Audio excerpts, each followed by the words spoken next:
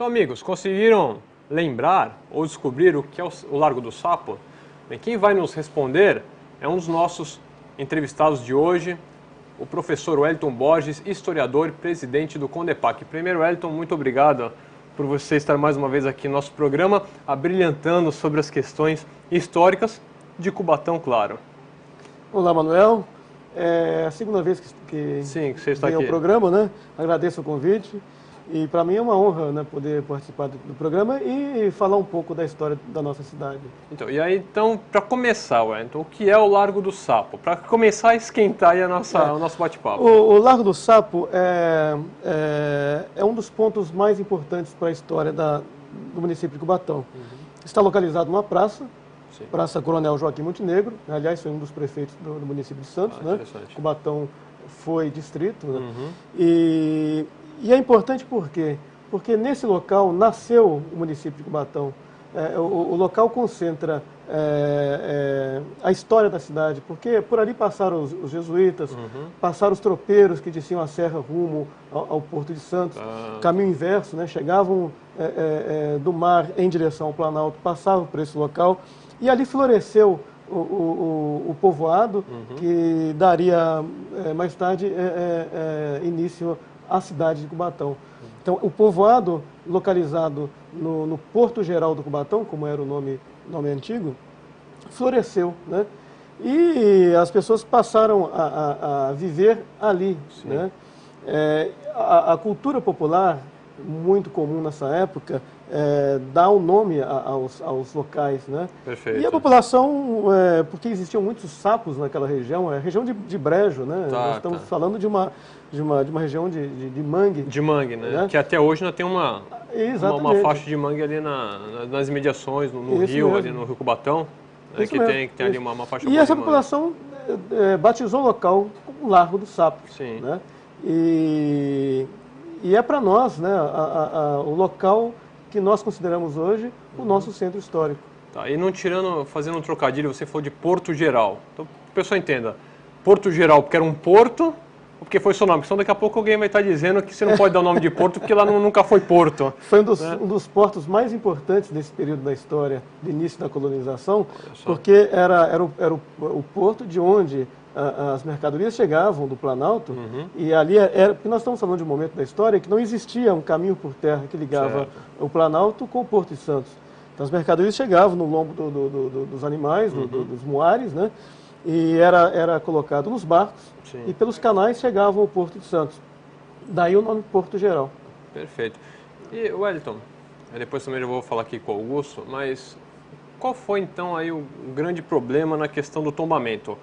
O Largo do Sapo foi tombado pelo CONDEPAC a nível municipal. Quando é que aconteceu isso?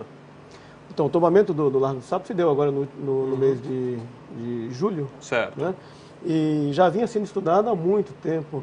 Nós nos baseamos em relatos de historiadores locais importantes do município de Cubatão, trabalhos, inclusive, teses de doutorado, dissertações de mestrado, que dão conta da importância do local, daquele casario remanescente, porque isso o arquiteto vai dizer daqui a pouco, né, o Augusto, mas são vestígios de um período da história da cidade em que pouco sobrou. Cubatão é uma cidade nova, sim, mas existia no passado inúmeras construções que foram se perdendo em função do crescimento da própria cidade e do crescimento da indústria. Né? Então nós temos ali vestígios de um momento da história que o Conselho considerou importante preservar através do tombamento histórico. Né?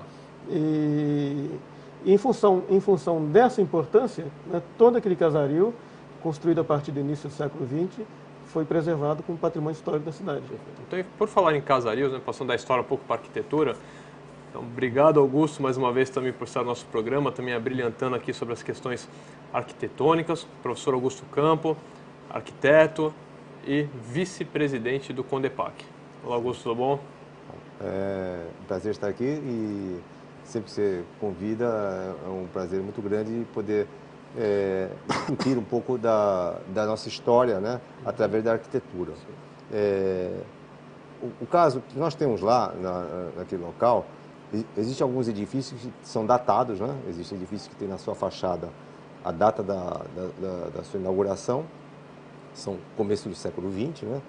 Primeiras décadas do século XX, e um casario, né, que fica bem frontal à praça, em que há uma certa polêmica até quanto à idade desses edifícios. Correto. Arquitetonicamente, eles não têm uma beleza, uma significância que possa, por si só, justificar o tombamento. Mas eles representam, né, um conjunto que confere àquela praça, inclusive a praça em si, né, que está à frente, uma importância de você retratar através deles diferentes épocas que a cidade teve antes de virar um município. Perfeito. Né? Desde a época da colonização, com aquela passagem do Porto Geral, que o professor Wellington falou, inclusive a quadro de Benedito Calixto, outros desenhos de viajantes importantes que passaram por aqui, que retratam diferentes épocas em que ali começou a história da cidade. Então, isso que estão falando, que esses casarios, né, eles são todos da década de 50 ou mais recentes, então não é bem isso. Não, então não você é, tem, não, é bem claro. só para o nosso telespectador entender, então você tem, com certeza, já tem como afirmar que esses casarios, justamente por estar escrito e por ter, claro, uma documentação histórica farta, você consegue identificar que são do começo do século. Isso aí que eu falei da data na fachada, porque qualquer cidadão vê, né? Você passa em qualquer lugar histórico, alguns edifícios assim mais importantes, um deles que também inclusive chegou a ser sede da prefeitura, né? Sim. Né?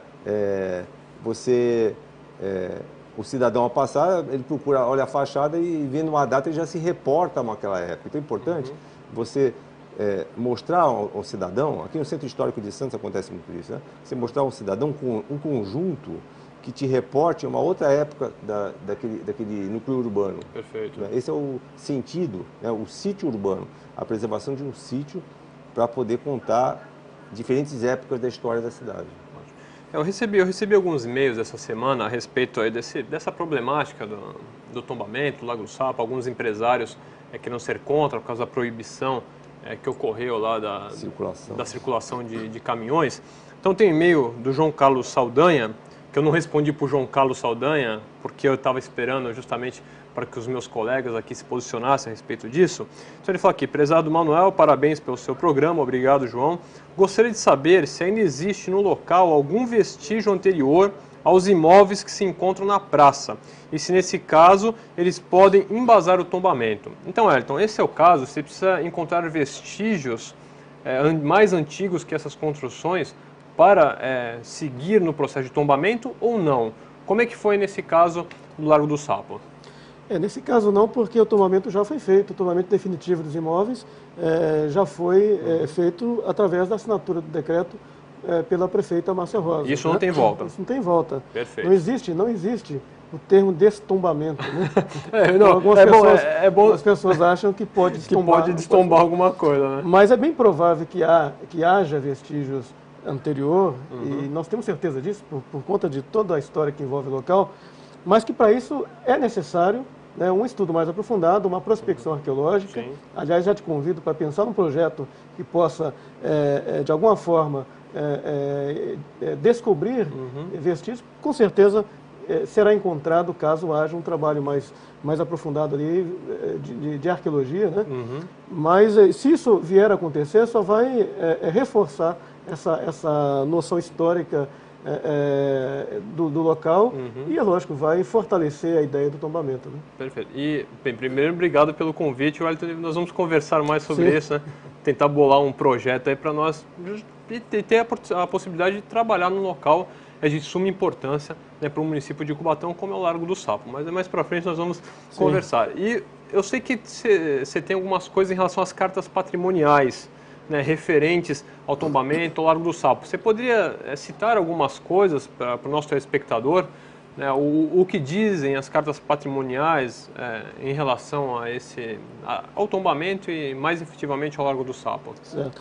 Bem, qualquer tombamento que seja feito hoje, por qualquer órgão de preservação, seja do município, no caso Cubatão Condepac, ou aqui em Santos Condepasa, ou o Condefat no estado, ou o IFAM, precisa levar em consideração o que dispõe essas cartas, que são cartas aprovadas pela Unesco, né, Correto. que traça, desculpa, o termo mais, descreve a política de preservação do patrimônio histórico, seja no município, no Brasil, no mundo. Perfeito. Né? E nós utilizamos essas cartas.